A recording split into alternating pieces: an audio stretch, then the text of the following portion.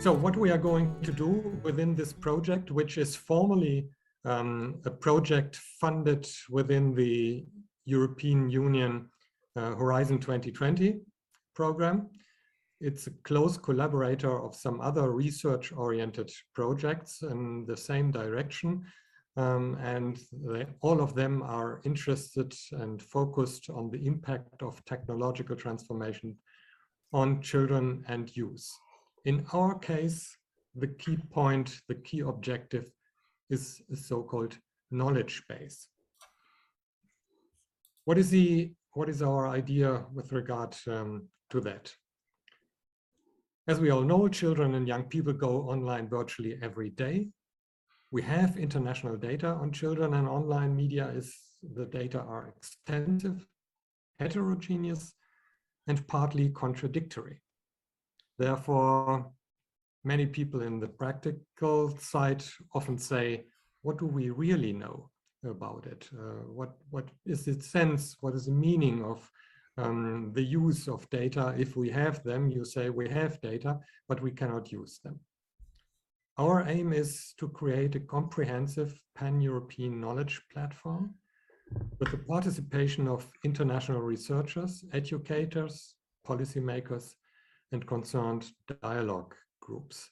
So what we are doing right here is part of this aim. The status of this project is in technical terms of the European Commission, a coordination and support action. So we do not do our own research. Our approach is to provide an overview of existing research in Europe and to support the dissemination of empirical evidence. And in order to let you know, to let you understand the framework of what we are doing and where the particular part that Sonia and Maria are working on becomes clearer, I just show you the structure of this core project and the different workers, and that might help you to follow or to understand this kind of framework. There are three kinds of activities within this project. The pink area is the very basic. We collect empirical evidence. This leads to one aspect, to one integral part of this knowledge base, which we call a kind of evidence base. An extensive list of studies and findings that have been published in at least 35 European countries. Thanks to the large network of YouKids Online and our partners of this network, we collect empirical evidence in 35 countries. They tell us about relevant studies from their country, also in the national languages. So in order to overcome the kind of English language focus of the whole undertaking, so evidence from all European countries. This is the kind of material core of this knowledge platform. It should be as searchable as possible.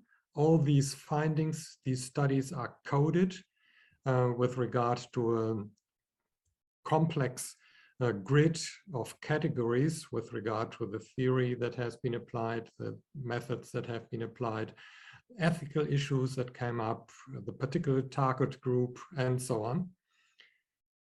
This is the first part. The second part is, at the same time, we try to contribute to making more out of the existing data.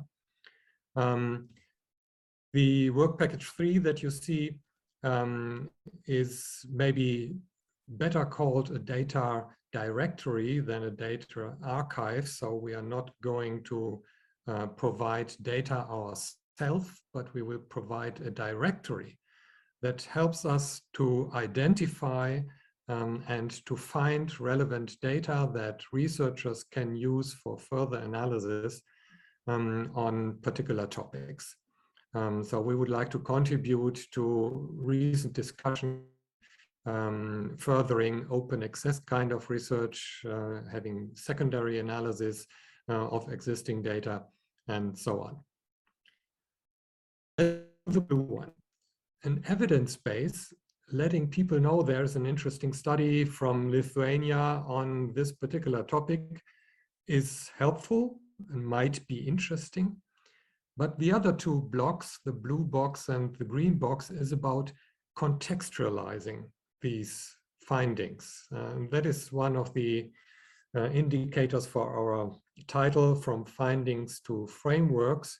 These findings, the existing evidence, has to be contextualized. We try to do this on this knowledge platform in 4 aspects. For the blue box, we identify key topics and have short reports about key topics that we have identified and make our own summaries or synopsis of findings on these key topics. This would be one approach to disseminate and summarize the existing evidence. What we are talking about today is work package 5, theories. There are no meaningful findings without theories. Theories are not only relevant for researchers and for doing our research, but as we know, they are also extremely relevant for people in policies or in the industry or in civil society, because what they have in mind when they think about children and technology is a kind of theory. They have their underlying theoretical ideas, how they approach the topic. They have a particular perspective from which they approach the evidence. So from both sides, we have to deal with theories in order to make sense of all the findings and all the evidence that we identify in the different countries. In a similar way, we are aware that evidence has to be contextualized with regard to the methods and with regard to ethical issues. There are parallel work packages working on these issues. This is the blue contextualization based on particular engaging with the research community, what we are doing today, actually. And then we have the green box engaging with stakeholders. As we all know, there are many stakeholders. We try to simplify it a little bit. So the 2 work packages, one focused on policies with policy-oriented, partly also the media industry itself, is an important, are important partners. And the other one, work package 9 on education, Hans Martens later on will be able to talk more about that, takes all those stakeholders from parents to teachers in the rather educational areas. The idea behind this is, again, to contextualize existing evidence. And one of the options to contextualize these findings is to go look from the perspectives of these stakeholders. What are they interested? What do they find important? What are the key questions they have in mind in order to do their job? What is the question they would like to answer, to be answered by empirical evidence? So bringing all this together will end up in this so-called knowledge base. For the time being, our website, coreevidence.eu, is still a project website where we describe the project and in more detail what I just tried to summarize for you. At the end, this will be obviously something different.